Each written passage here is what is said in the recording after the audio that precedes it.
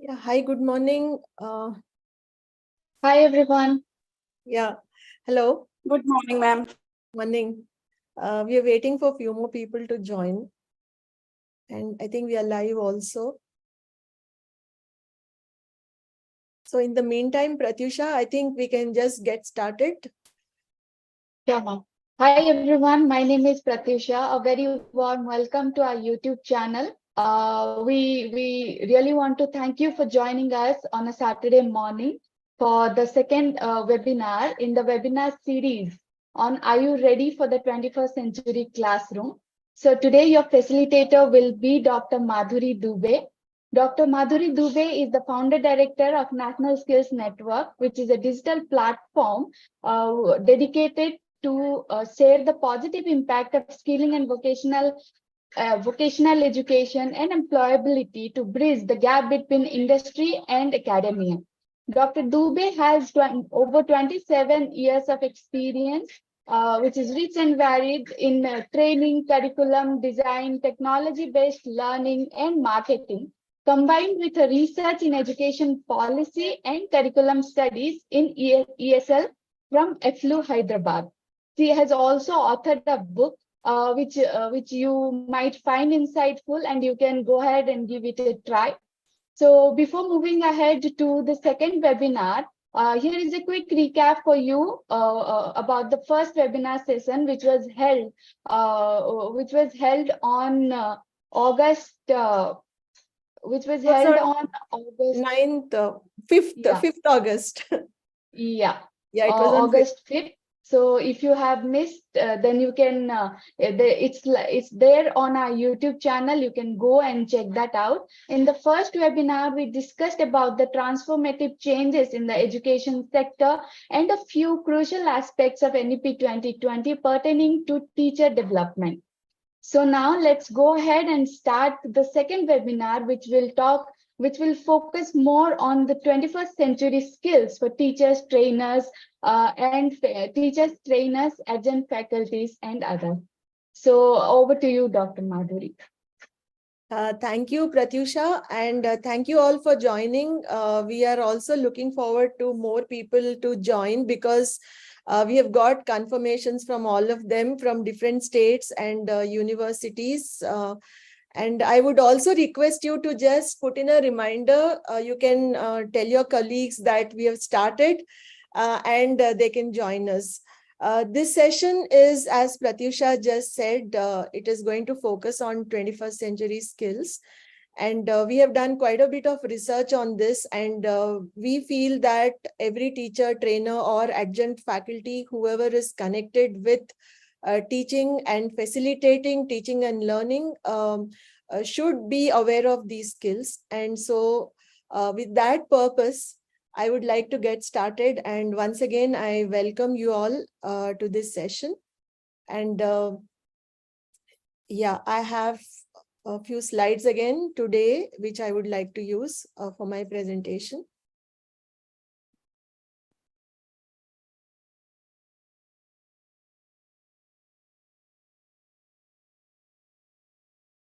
Yeah, so the series of these webinars, as we had named them, Are You Ready for the 21st Century Classroom? And last week, as Pratyusha just summarized, we were looking at few important highlights from NEP 2020, that's National Education Policy.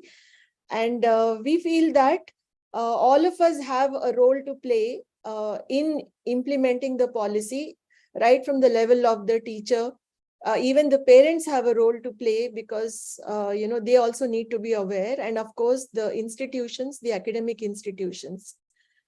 So in that same context, the 21st century skills becomes very important for the teacher. So let me get started. So this is the second session, and we will be closing the next Saturday with the last session, which is to do with technology and continuous professional development. And following that, we will have a small activity, and we would like all of you to participate in that activity. And the final closure we are planning to do just before Teachers' Day. So that's the whole plan for this series. Now let us get started with few questions. I would like you all to respond to these questions. We can also, it would be nice if you can speak. So, please think about the answers for this, and maybe you can share, whatever you feel is the response for this. So the first question is, what was the last initiative you took to bring in a change in your school, college, or university? We see that many have registered from engineering colleges and also few from schools and also from other colleges. That's the first question. The second one is, what was the last time you learned something new from your student or students? And the next one is, if not in teaching or training, what would have been your profession? So can we have responses, please? You can either share your responses in the chat window or you can speak.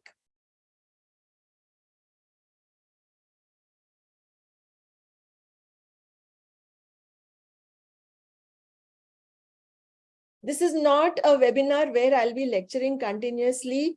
Please feel free to interact. We would like this to be an interactive session.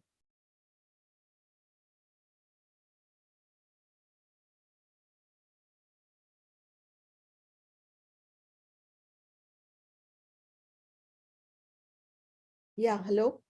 I don't see any responses coming yet. Yes, Mr. Pushpendra Sharma, Mr. Shantanu Chakravarti, Ms. Deepika, Ms. Harneet Kaur, Ms. Ambika Sharma.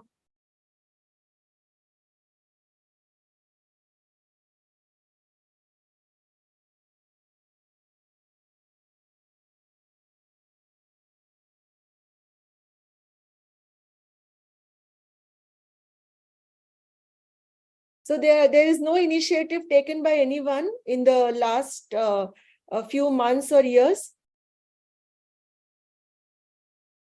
Yes, Mr. Satish Panchal, he says he was a visiting faculty. Instead of the lecture, you had a practical technical matter explained in a small group. That's very nice to know that you brought in a small change and took the initiative.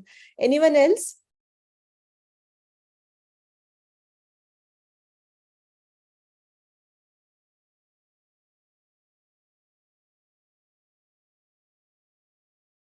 Okay, let's proceed. If you feel you want to share any of these responses, you can still continue to do that. Okay, Dr. Malti Puri says they've installed some ICT tools in the department. You can unmute yourself and speak. Please do that as well. Right, ma'am. Yeah, yeah, please do that. That would be nice. Okay, ma'am. Okay. Yeah. So if not in teaching or training, what would have been your profession? No one?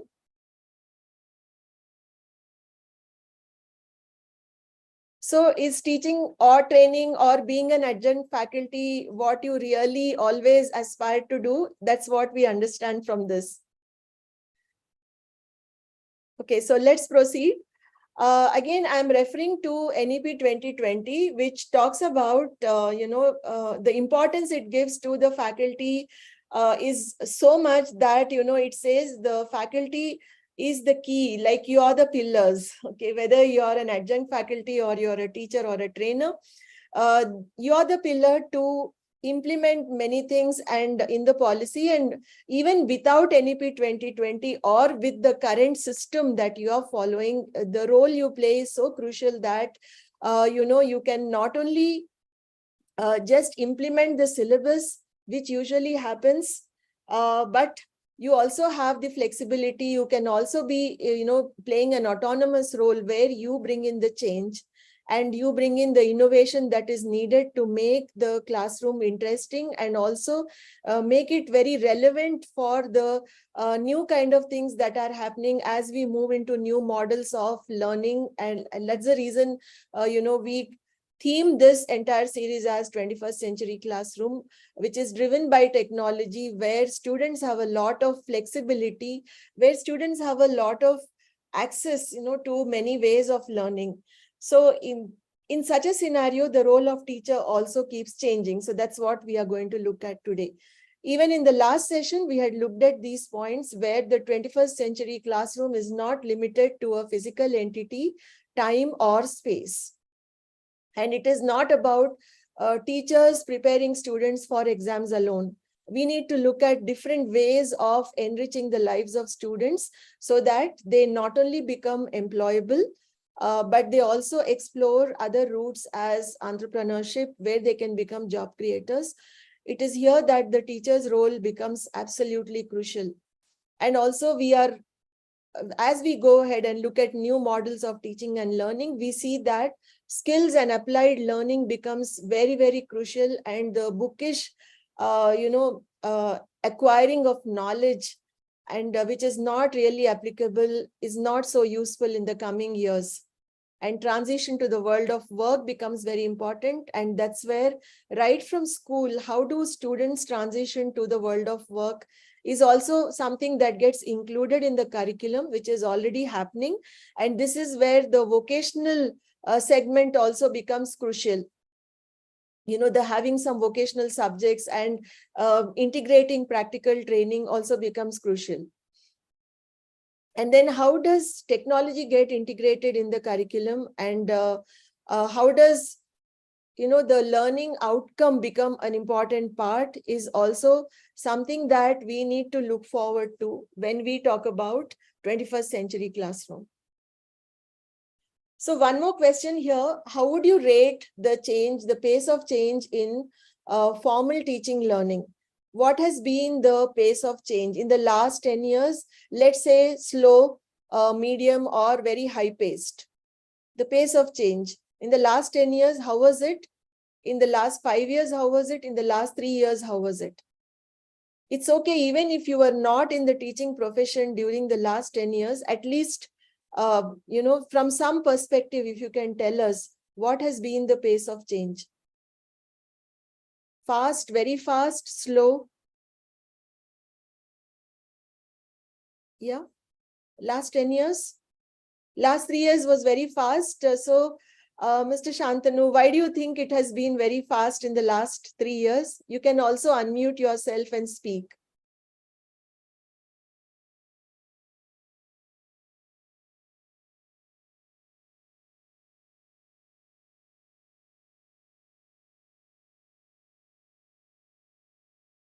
Yeah, anyone, why it has been very fast in the last 3 years?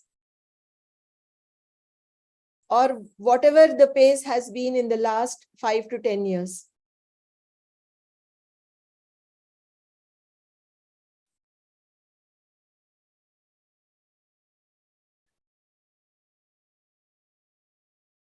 Yes, yes, robust implementation of technology, as Mr. Shantanu Chakravarti says. He's from GNIT Kolkata.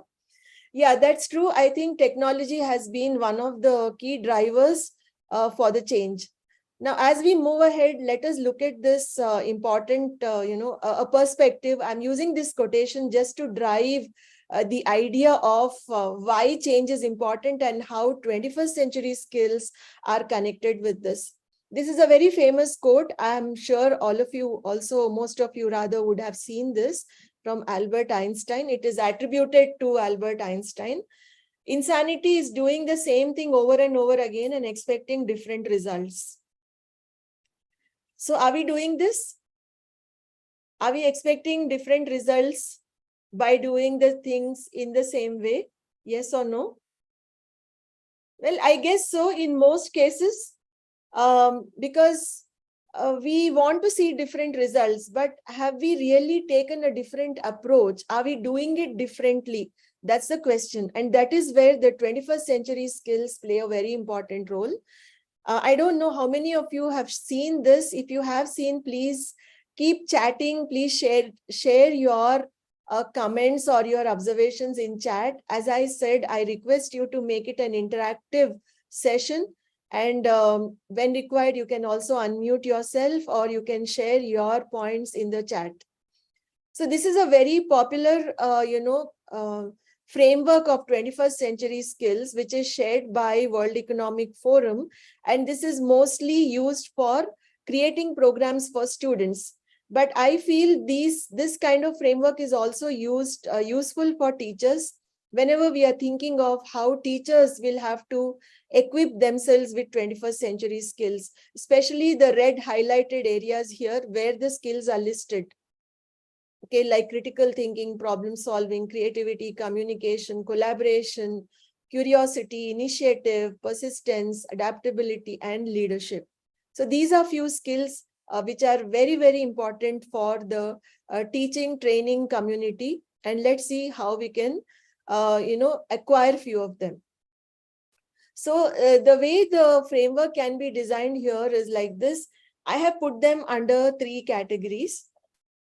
One is the facilitation skills, which is actually the image of a 21st century teacher or trainer, because we talk more about facilitation rather than teaching, which is one-sided mostly, whereas facilitation, as you know, is different from the traditional teaching or training model.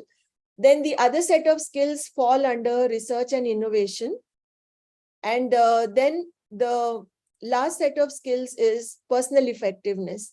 So under each one, we have put few skills which fall under this category and this and the third category. So we have put them under 3 categories.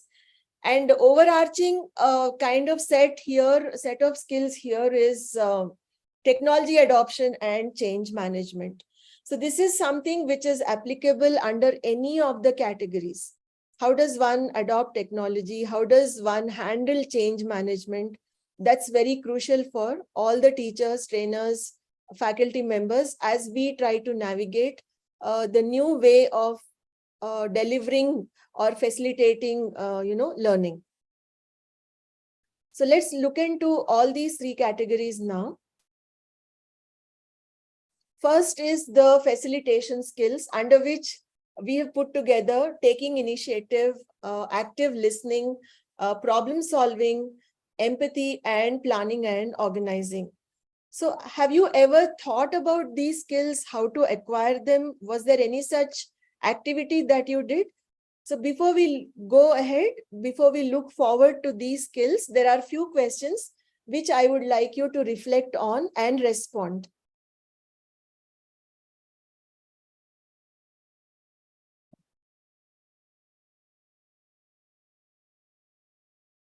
Yes, please share your responses either in chat or you unmute yourself and speak. The first question is, what is the difference between teaching or training and facilitating? Because facilitating is slightly a different process. So please share your views on what are the differences. The second question is, what is the reaction of your colleagues when you proposed a solution to a problem, and what was the problem? And the third one is, what is the time you spend to plan for a teaching or a training session of about an hour? Doesn't matter whichever level you're teaching. You could be from engineering college, you could be from a degree college, which is non-engineering type, where you have courses in art, science, and commerce, or you could be a school teacher.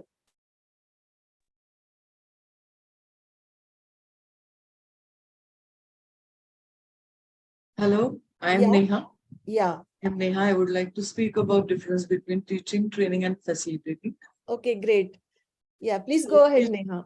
Teaching is mainly based upon prescribed syllabus or the textbook, whereas I think training emphasizes on a particular skill set to enhance a certain area, as well as training takes the participant level into consideration, and one can design the course curriculum activities based on the level of the participant, whereas the teaching is mainly at par 1 level. And facilitating? Facilitating is also, it's all about getting the activities done from the participants and more involvement of the participant than only merely taking the lectures. Okay. That's what the facilitation is. Okay. Okay, thank you. Yeah, anyone can respond to Neha, or like Mr. Satish Panchal, you've just shared your points here in the chat. It would be nice if you can speak them out also. And Mr. Shantanu says facilitating is creating an ambience for holistic development.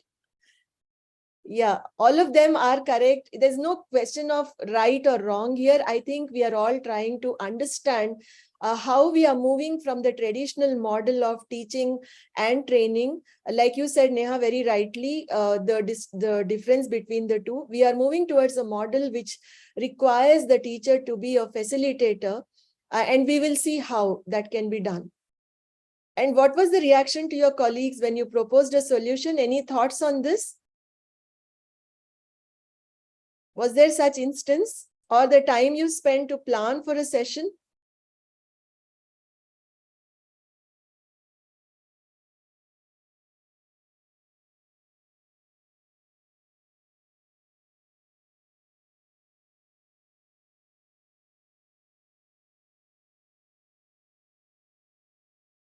Yeah, as per Mr. Satish, it is the difference between teaching and facilitating is to explain with live examples.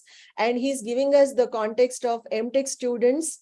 So this is into engineering, and he talks about it as something where you need to give a lot of examples and explain clearly to them. Okay. Okay, in case you're not ready with responses, you can always share the responses as we discuss, as we go ahead.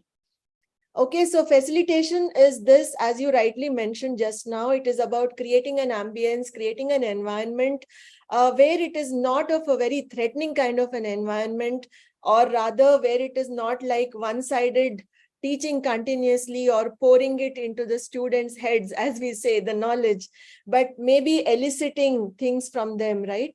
And also, most importantly, in facilitation, you are kind of making it so comfortable to the learner through examples, through scenarios, and through various exercises that you create, rather than telling them, hey, look, this is what it is. Like, you're not continuously sharing the theoretical knowledge as you would have.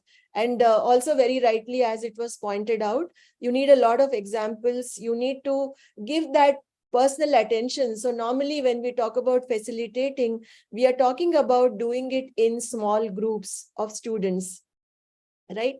And also in facilitating, there are other skills which become very important. So some of the skills that a trainer or a teacher should have when you are facilitating is you pick up the role of somebody who's solving a problem.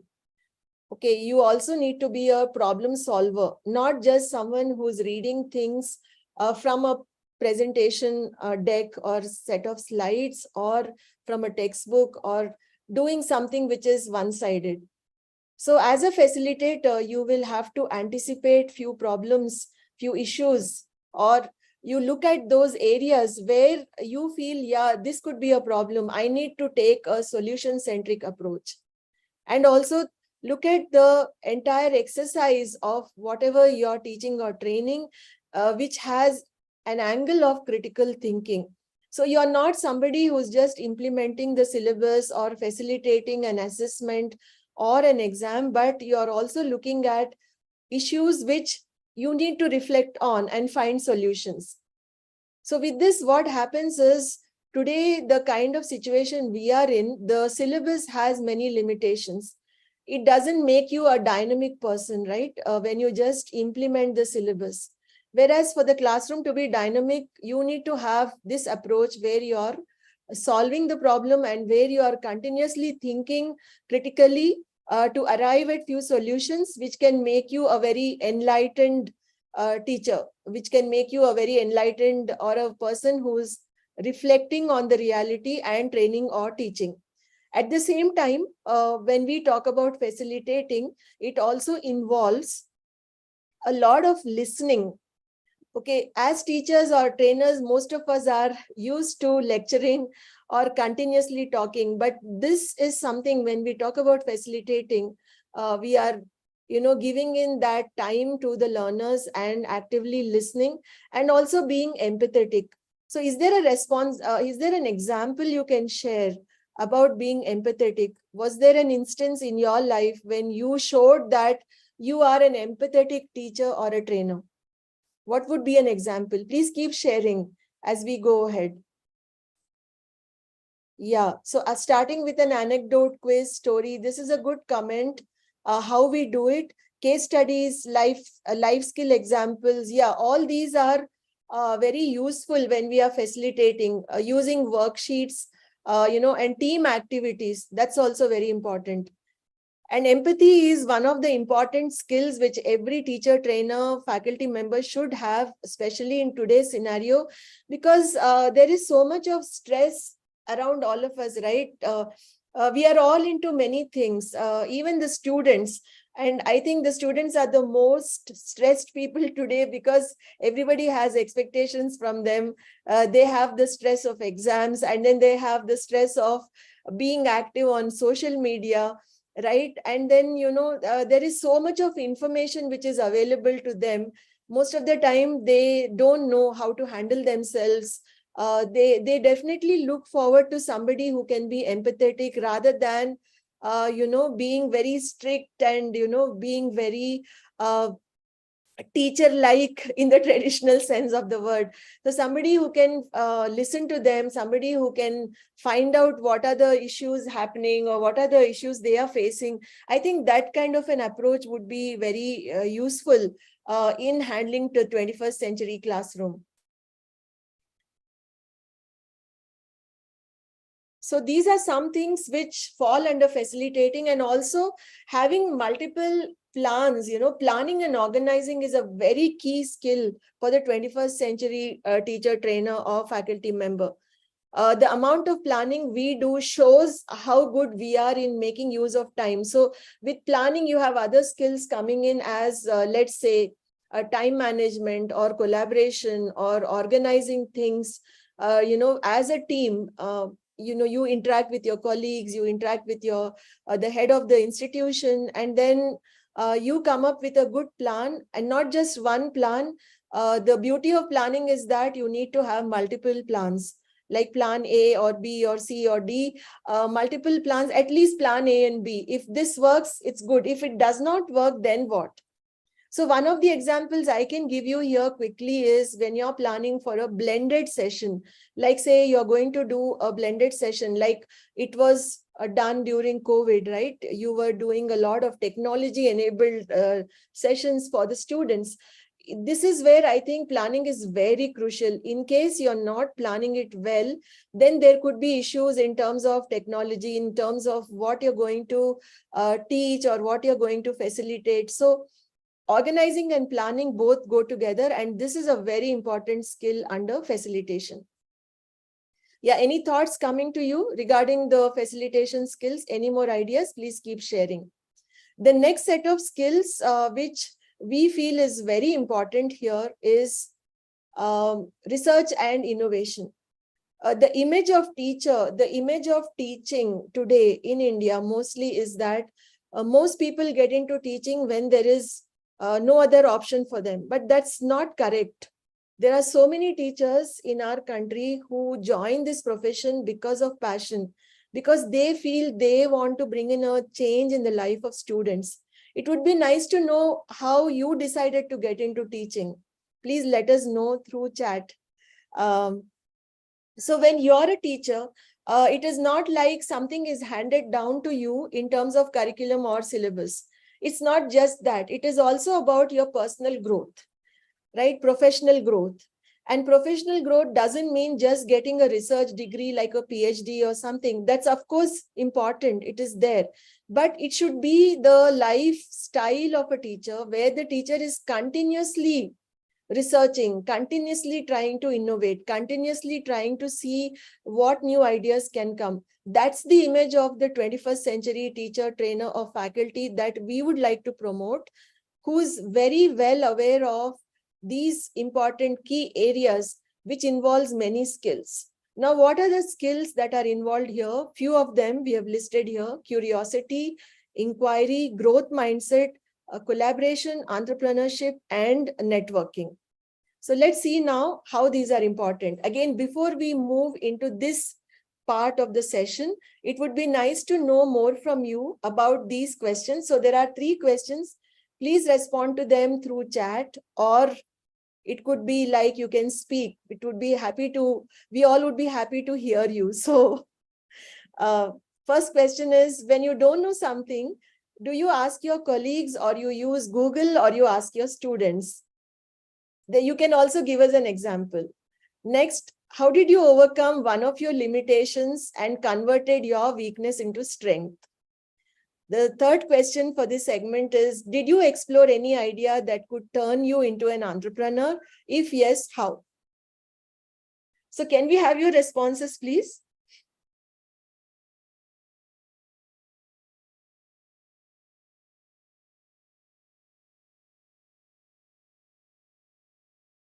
I see the same set of people responding. I invite all of you to please share your responses. It would be nice to know, because this webinar is more like an interactive session. And I had already mentioned this in the last session. I will not be lecturing because I'm just a facilitator here. All of us know these things. It is just that we are using this webinar to make it, more organized and consolidate whatever we know. So as per Mr. Shantanu, promoting self-directed learning and offering scaffolding to students are important for students, okay? Yeah, any more observations or any more responses here? Do you go and Google when you don't know something, or you read up something, or you ask your students? Mostly use Google, okay? So Google is your friend. Yeah, most of us do that. Today, we cannot imagine our life without Google, right? And as per the response from Mr. Atanu Bhattacharya, it is better to explore for the answer through search engine. It gives a diversified answer. We get to know many viewpoints. Absolutely. Yeah. So it depends, right? Sometimes we Google, sometimes we ask our colleagues for some reason, or we can also ask our students. Okay, so was there a weakness that you converted into your strength? Any reflections on this? Okay, Shivani says, if I don't know anything, ask friends who belong to that line, or ask otherwise Google. Yeah, true. So we do all of them actually. Any example of how you converted your weakness to a strength, overcoming your limitations? And anybody had an entrepreneurial bent of mind and tried any ideas? No? Yes? Okay, let me proceed. We will see. You can continue to share your views in the chat.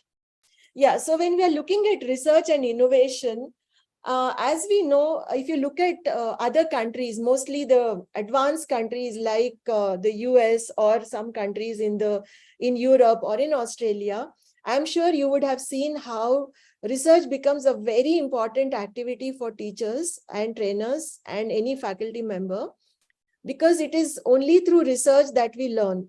And also they have a lot of requirements, as you know, for promotions. They have to present research papers and things. This is besides the research qualifications like PhD. And of course, now we don't have MPhil in India. As you know, it is scrapped with NEP 2020. But research can be both formal and informal. And I think we should all develop a love for research. I mean, I'm using the word love because we should be, really taking it so much to ourselves. Like, as a person, I should have that research bent of mind, as we say. That's when, teaching becomes a very dynamic and purposeful activity, and we all start enjoying it. So on the one side, we are always teaching, facilitating to a set of learners. But what are we doing for ourselves? And what are we doing, with our colleagues, with our peers? And how are we contributing to the, the entire knowledge that is there in that particular area in which you are an expert? So let's assume you are into mechanical engineering. It's fine, you're doing your routine activities as a professor of mechanical engineering. But then nothing should stop you or anybody in this field to pursue research. And that research could be self-initiated. It could be something for your own, as I said, you love research, you're doing it. And it contributes to the overall base of knowledge. That is fine. And then you also bring in your perspective, let's say the culture in which you're doing this kind of research. So whatever is taught in India as a part of mechanical engineering could be slightly different from what is taught in Australia as mechanical engineering. What I'm hinting at is the application of this discipline. And these things can come only through research. And of course, today, we have so much of technology which enables these things. And along with it, innovation. Please share your views as I am telling you a little more about this. If you have undertaken any research projects, and innovation is equally important, coming up with new ideas, putting them into practice, and coming up with a plan to put these new ideas into practice. That's when the image of a teacher, the image of a professor becomes a much more larger image, where you're not just teaching per se, but you're actually contributing to the larger ecosystem of education, research, employability, and entrepreneurship. And that is what NEP is also talking about. As you know, this is the second part, the second session in the series on 21st century classroom. So research plays a very, very important part. As I said, not just formal, but informal research. The second one, now for that research to happen, there has to be something even more basic. That is the skill of curiosity and focus. Most of us, by nature, I think we are very curious people. But how often do you show this curiosity? How often do we show this curiosity is the question. And what happens when you are curious? Any points, any reflections, any ideas on this? When was the last time you became very curious, and how did you show that? Yeah, what is the way we show curiosity?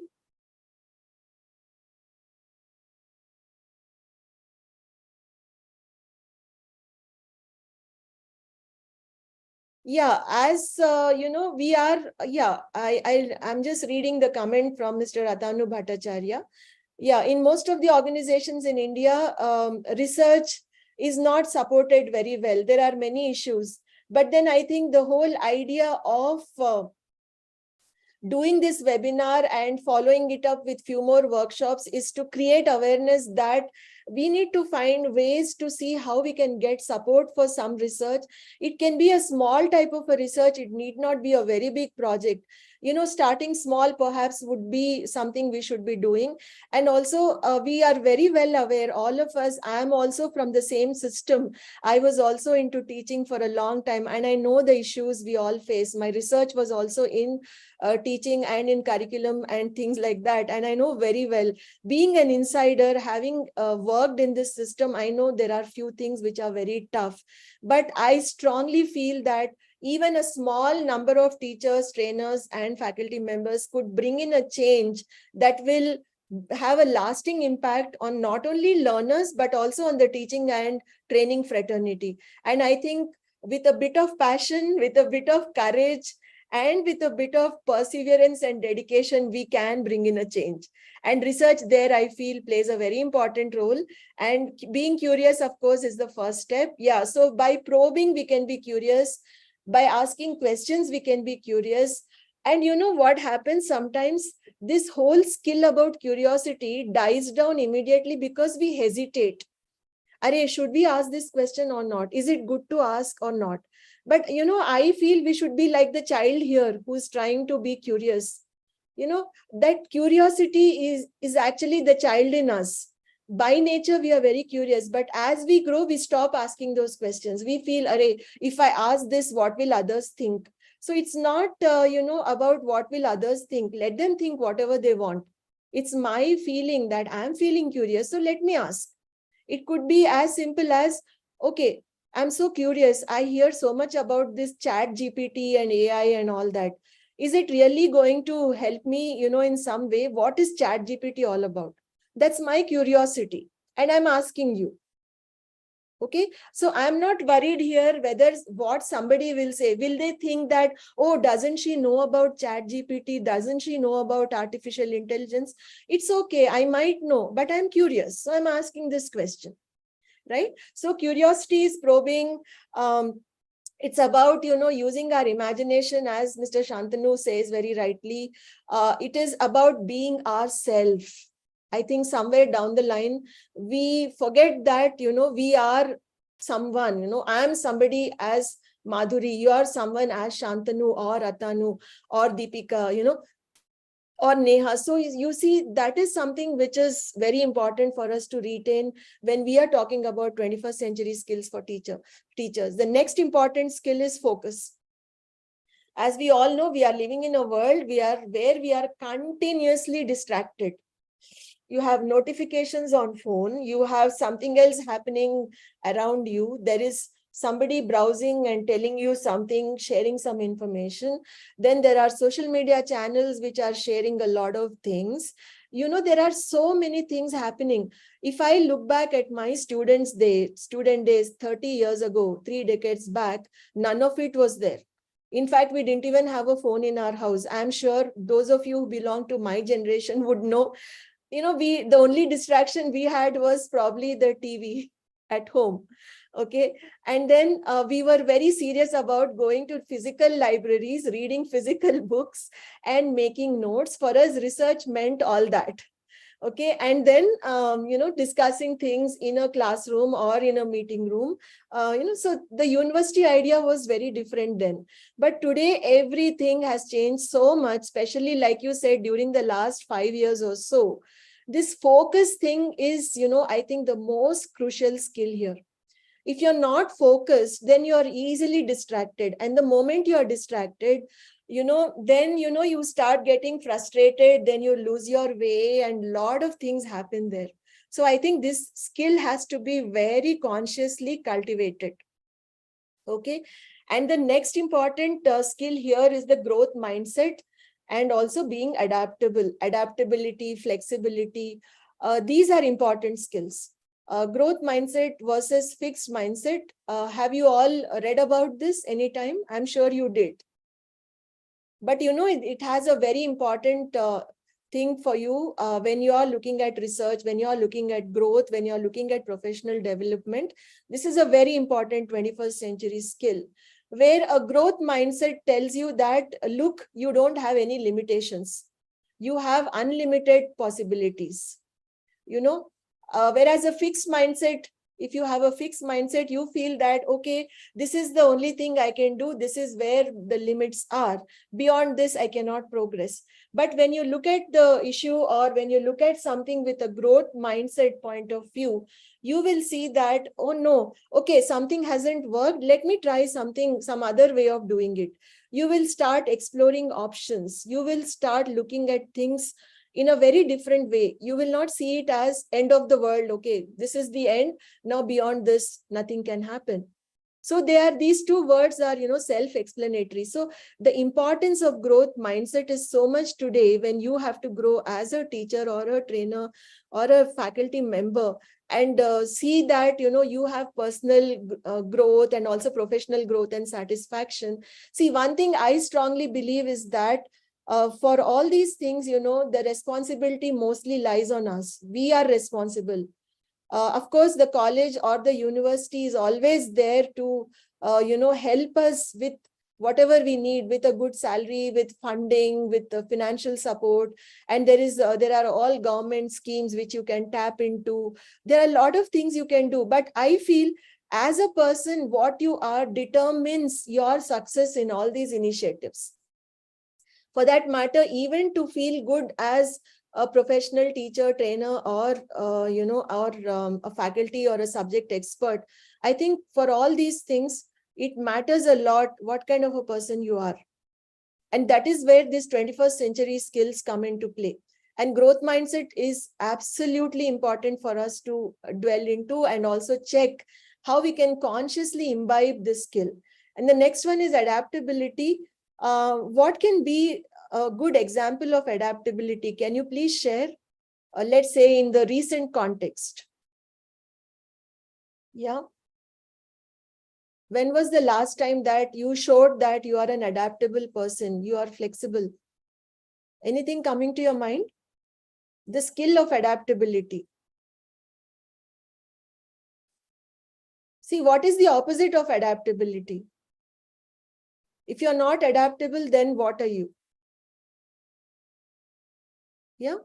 So let's say, for example, you are a part of a rigid system. Yeah, from physical lab to simulation lab. Okay, this is an example of adaptability. Okay, so when you're looking at things around you, the systems sometimes become very rigid, and you try to become a part of that system where you also become kind of rigid person. You're not open to new things. It happens to all of us, right, at certain points in time. But I think the best example I can give to all of us is the COVID times. There was no option, right? We all had to adapt. I think that example will live with us forever. The way we adapted, the way we quickly adapted to using technology, for example, in training, in teaching, or the way we quickly adapted to many things that were happening around us. That was like, a phase when I think we all saw that if you cannot adapt, you cannot survive. So we all had to change our ways. We had to become flexible.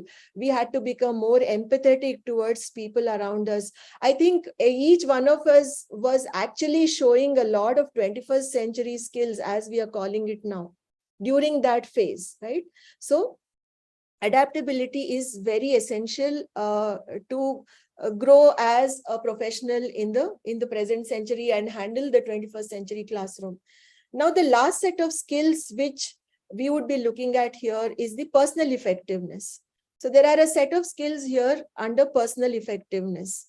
That's the purpose, adaptability again, focus, resilience, collaboration, critical thinking, and lifelong learning. So few skills, as I said, I just imposed these categories because it would be easy for us to discuss them. Otherwise, most of these skills can be, they are actually interchangeable. There is nothing like a category here. I just thought of organizing it this way to make it more easy for us to discuss. So these are again a few set of skills. So before we move ahead, I would like to know, how often do you motivate yourself and how? What is the best example you can give about how adaptive and flexible you are? What are the ways technologies can be used for collaboration? So three different questions. It would be nice if you can respond to all of them or at least one of them before we proceed.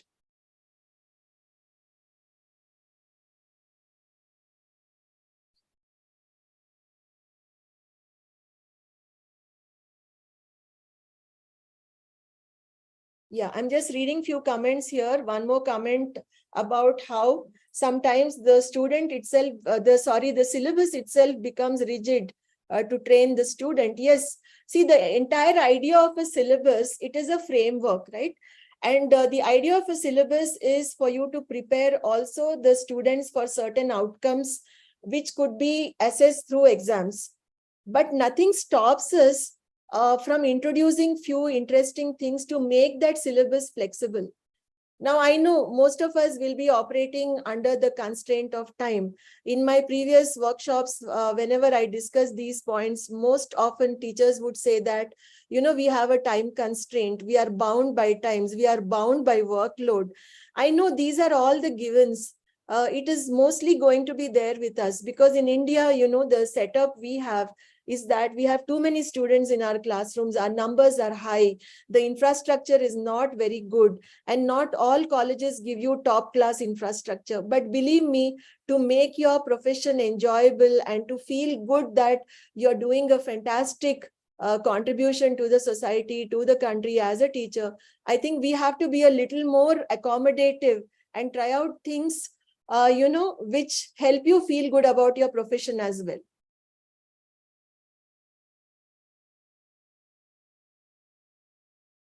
Yeah, motivation, self-motivation covers the reading, discussion with seniors, and if possible, review the real situations. How often do you motivate yourself? Is there a need to motivate yourself, first of all? I feel it's a part of all of us, right? There are days when we have to motivate yourself doing something new. Maybe, listen to something good, listen to a motivational talk, read something which is motivational, or watch something which is motivational. Don't you do that? How many of you watch movies or listen to something or look forward to a lecture which is motivational? Do you do it sometimes? Yeah? Yes? Absolutely. Yeah. So yesterday I watched this movie, the new movie called Goomer, which was, quite a nice one, I would say. If it interests you, please do watch. It has a certain element of motivation, inspiration, and things like that. So sometimes you see, we need that external motivation. Yeah. See, self-motivation is so important. But, when you look at motivation, we put them in two categories. One is what we call as the extrinsic or the external motivation. The other one is the intrinsic or the internal motivation. External factors are mostly, like it could go in this profession of teaching, training, and faculty. It could be your salary, your position, your designation, the kind of college or the institution, the facilities you get, the perks you get, the research you do, there are all these things, the incentives you get for doing research. These are all external. Whereas internal or intrinsic is you as a person. What is it that you want? What is the purpose in your life? What is it that you put yourself, you see yourself, let's say 10 years down the line. Okay, so these are all internal motivation. Internal motivation could also be something which is not connected with any monetary things. Okay, so these are all few things which can be motivators. Yeah. So Mr. Atanu says he watches movies and also follows Mr. Gaur Gopal Das. Yeah, there are a lot of people like this. There are a lot of YouTube videos, etc. Right? But it does help, believe me. So motivation is important. I'm putting in a lot of emphasis on that because I feel without this, it is very difficult to continue doing what we do. And now looking at other important skills here in this category, I would put these together. One is lifelong learning for professional growth. I'm sure all of us are aware of it. It's just that sometimes we don't make a conscious effort. If you ask me, I will tell you one of the very easy things to do is maintain a learning diary. Okay, somewhere you list down what is it that you are learning. And in that learning diary, you can not only mention what you learned, but you can also put up things like, okay, I'm learning this today. Let's say I put up my learning diary. It could be an informal thing. I'm not saying it has to be very formal. But believe me, it really contributes to your professional growth in a big way. Of course, personally, you will gain, but professionally also. Let's say in 3 months, I want to learn few things. So it could be either informal or formal. It could be something related to my profession or need not be profession also. It can be as diverse as, yes, I want to know something to do with artificial intelligence, how it is going to be effective in teaching learning. That's my learning point number one, my learning agenda. My second learning agenda is related to gardening. I'm very fond of gardening. That's okay. But you see, you're doing a holistic plan for yourself, right? So this lifelong learning is something which is so crucial for us that sometimes we forget. We feel that, okay, I've got my PhD, I've done my post-graduation, I've got my PhD, I know so much. But then no, I think that is where it all stopped. Now you need to unlearn and relearn, because what we did for a degree is not exactly what is happening today in the world. The world is changing at a very rapid pace. And that learning has to contribute to your professional growth. By professional growth, here I mean, of course, it could be the promotions you are trying to see and go to the higher levels in your profession, or it could be the research that you want to do, or it could be some other dream that you have. Let's say you want to start a coaching center, or you want to do something like, you want to start a totally new thing like a business, or you want to become a YouTuber. There could be so many dreams, right? So when these two are combined, it's easy to get, reach those goals. The next two skills are networking and entrepreneurship. See, I'm using entrepreneurship here to convey the sense of being enterprising. Okay, being enterprising as in coming up with new ideas, implementing them, trying new ideas, trying to see if these ideas can be converted into a business. And if something attracts you, you could also, do something side by side along with your teaching if it is allowed in your institution. Or if you want to take a short break, go on a sabbatical and try out something and then come back to teaching. These are all things which are so crucial because, as I have said already, today we are not looking at teaching learning as a very traditional kind of a job. It is more like an opportunity which is opening up new avenues for you so that you make it more interesting. So if, let's say, if somebody says, okay, I'm not paid enough, I feel I should be paid more. Now let us look at the larger picture. Okay. It is not easy for all of us to get into a job which can take us, up to our retirement with a pension and all that. That's not the way life is going to be for all of us. I hope you agree. Unless you are in a very typical government kind of a job, which is going to take up all these things for you. But the reality is, I'm sure 90% of us who are working in private setups have to take care of ourselves. Yes, there could be few things up to retirement, but the whole idea of retirement itself is questionable, especially in the teaching training profession, right? See, because you're somebody who is sharing knowledge, you are changing lives, you are helping people learn, you are helping them grow. So how can you ever retire? I don't think there can be a formal retirement, right? So at whatever stage you are in your profession, I think we should start exploring what kind of ideas. Can we become entrepreneurs? Can we start something on our own? Can we help the society in some way? So these are all things that will give you the higher level of satisfaction. If you know this Maslow's, hierarchy, anyone has seen the pyramid, Maslow's hierarchy of needs?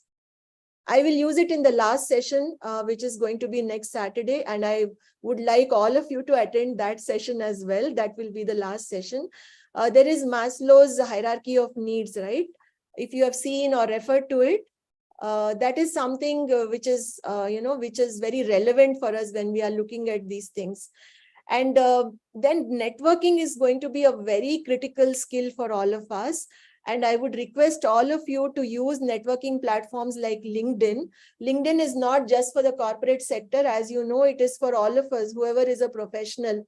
So please invite your colleagues also to start using LinkedIn. There are many benefits of doing that. Okay, one of them is, as we are moving ahead, you may be aware, most of the courses are going to become job oriented, which means you will have to connect with the industry, which means it is not just teaching. You have to see if students can be placed. What are the opportunities for students to be placed in what kind of jobs? How is the industry evolving? So you will have to, I'm sure engineering colleges, you are already doing this in a big way, but this is going to be for non-engineering colleges also. This is relevant for schools as well, because CBSE is already implementing vocational subjects. Okay, so networking is a very important thing. Please start using LinkedIn. I'm there with my name. You can add me. I'll be very happy to connect with you. Okay, another important skill is resilience and bouncing back. A very important skill for professional and personal growth. Any examples of this? Can you share? In the meanwhile, let me read few comments here. Yeah, flexibility and yeah, I like the examples you have given, Mr. Satish. And Atanu says in his sector, regular progression is utmost important. Correct. Yeah. So what is the subject you're teaching, Atanu? Yeah, doctorate is not enough. It's not just the doctoral degree, but you need to keep learning and learning and learning, because the all these disciplines, no, whichever discipline you look at, these are all live disciplines. If you ask me, even arts, humanities, they are all live disciplines. There is nothing which is like a dead discipline. If you say that I have done this and I'm done with it, no, then you're not dealing with the discipline as a live discipline. If you look at history, if you look at arts, humanities, all of them are thriving. What we see around us is, life, right? And that is what humanities is all about. And so how can we say that, okay, I have done PhD in history, or I have done PhD in some other subject and English literature, and that is all it is? No. Literature is all around us. History is all around us. So the perception makes a lot of difference. Okay, so you're in hotel and hospitality management. Very interesting. Yes, resilience, any example? The latest and the most relevant example for resilience could be, again, the COVID example, how we all had to bounce back. We had to show that we are resilient people, right? So whatever be the tough situation that we face, like we say, with grit, with determination, with perseverance, you show resilience. So resilience is this ability to get back. Okay, no matter what happens to us. It is not like if something bad happens to me, let's say, for example, my health is affected, or I have not done well in something, I'm feeling low, and I'm not feeling that great. I don't see, the tendency for me is to feel very depressed and low. That's our nature. But when I'm showing that I'm a resilient person, if I have acquired these skills through practice, how do I show resilience? I consciously make an effort. This is where I'm learning the skill. I'm consciously making an effort to overcome this. Okay, I do few things so that, I am emotionally intelligent. I seek, like Shantanu was saying, emotional regulation, social support, self-care. Yes, these are very important. I don't go into, some kind of a low feeling and feel depressed and continue to feel depressed. I will immediately, okay, it's natural to feel like that. But after maybe 2 hours or 2 days, I tell myself, hey, look, this is not how I should lead my life. Something happens to me in my personal life, and then that is affecting my professional life. I will not allow that to happen if I'm a resilient person. Okay, I will not allow that to happen. I will tell myself, hey, look, this is what I'm going to do. 10 steps, 1, 2, 3, 4, 5, 6, 7, 8, 9, 10. Maybe I'll take professional help, or I'll talk to my friend who's very close to me, or I'll do something else which is easy for me to, maybe I'll talk to some counselor if it is a serious matter, or I'll perform some activities, or I'll enroll for a program. Do something which makes me feel that, hey, look, I have the power to persevere. I can show that grit. I am a determined person. If we don't do this, it's going to be very difficult for us. Yeah, so we need a lot of coping strategies. We need to be aware of it.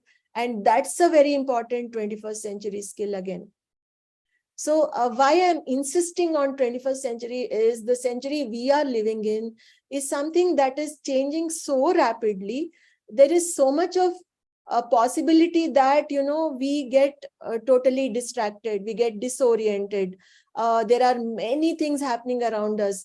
There is a lot of social media kind of, the impact of social media, I should say. It's very easy for us to get carried away by things around us, which was not the case, let's say, 10 years ago. So this is a very different century. And going ahead, all this is only going to grow and multiply. It's not going to reduce.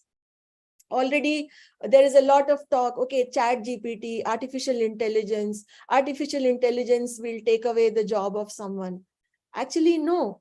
If you look at it in the right way, in the positive way, I'm sure you can use it positively to help you, to make it, to help you like an assistant, right? So these are all few things which we have to consciously imbibe through practicing 21st century skills. Lifelong learning and professional growth, we just spoke about it. So if you ask me, 21st century skills, learning, acquiring them, consciously learning them is like preparing ourselves with some natural supplements or any supplements that we take, for a healthy lifestyle. Okay, we don't do this when let's say, for example, when you fall sick, doctor will not give you one vitamin A, B, C, D alone, right? The doctor will give you a lot of other medicines and then give you one or two of this. But I have a feeling if we mentally train ourselves through these skills, which are like vitamins, then the possibility of falling sick is reduced, right? You reduce the possibility. You don't fall sick. Even if you fall sick, it may not be very serious. It could be a small this thing, right? You take care of yourself. You do yoga, you do this, you do that.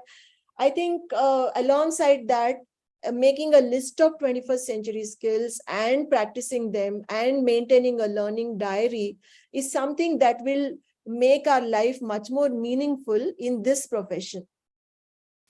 I hope you agree, or if you disagree also, you can always share your views in the chat. Now, the most important area where there are a lot of skills needed and where we will be put into a lot of challenges and also many opportunities that will get created is this area of technology and change management. So in the next session, that is going to be the next Saturday, we are going to look at technology and change management and what are the skills involved, especially how to handle social media, emerging technology, and how to use cost-effective kind of technology in the classroom, and how technology can become a friend, and how we adopt various things, which are easily available to us, so that we really are able to handle the 21st century classroom. So that we know that, hey, look, these are the opportunities which are created by 21st century classroom as we are moving ahead into many new things. And me as a teacher, trainer, or a faculty member is quite equipped to handle these things. And then I will make sure that I feel very positive about my profession and I look forward to opportunities to grow as a professional. And then see that I also create an impact, positive impact in the surroundings in which I operate. As I said, a teacher's or a trainer's job is it's not just a job. We are so powerful, we have, the role is so powerful that you are actually a change maker. I'm sure you see the potential to do that in yourself. And as a change maker, it's not just in the classroom. You start actually it will have a ripple effect. The person whom you are changing in the classroom, in the set of that formal setup, will go and they will bring in the change in the larger setup. So you see, that's the potential we all have, and I feel that potential should be leveraged, and we should really take pride in that through various skills. So thank you for attending. Are there any questions? Please share. Let us also respond. You can also speak. I request you to unmute yourself and share your views about this presentation and let me know what you expect in the last session. So over to you now. Yeah, anyone, please.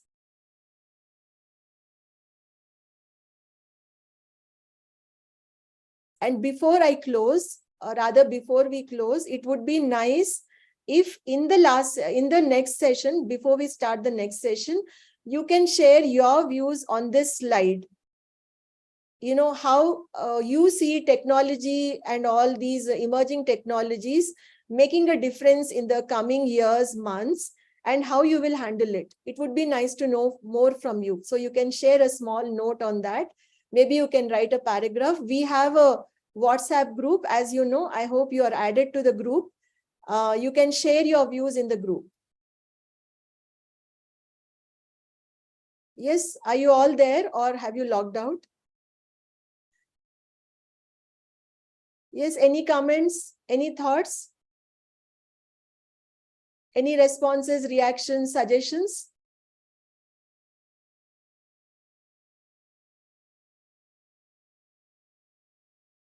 Mr. Atul Agnihotri, Charu, Deepika, Dr. Malti, Harneet, Neha, Pushpendra, Satish, Shantanu, Shivani Mahajan, thank you so much for participating. And I look forward to meet you all in the next session. In case you don't have any queries or any observations, I would like to close the session now. Thank you. Goodbye. Thank you, Dr. Madhuri. It was a wonderful session. And I was quite, hearing you talk. I was hearing everything. And I didn't speak because I wanted to hear your thoughts. But Oh, this is the Charu. first time I've attended your session. I think it was a wonderful way to explain, these kind of the thoughts that are uppermost in people's mind these days. So thank you so much. Yeah. Thanks, Charu. Thank you. Glad you are here today. Thank you. Yeah. So do come in for the last session, which is going to be next Saturday at 11:30. We feel this is a good time for you. That's what we understood from the previous session. So we are going to keep it at 11:30 again. And as I said, we are also looking forward to ideas from you. We want to close this on the occasion of Teachers' Day with an activity, and the activity will be shared in the next session. I request you all to participate in the activity and then close it on the Teachers' Day. And around the same time, we want to announce the launch of a detailed workshop on these topics. So I will be sharing more information with you. So in case that interests you, we can discuss further later sometime. But thank you so much. Really, it was nice meeting all of you. And I request you to be more interactive in the next session if possible. Thank you. Goodbye. So I close this session now and I look forward to meet you next Saturday. Thank you. Sure.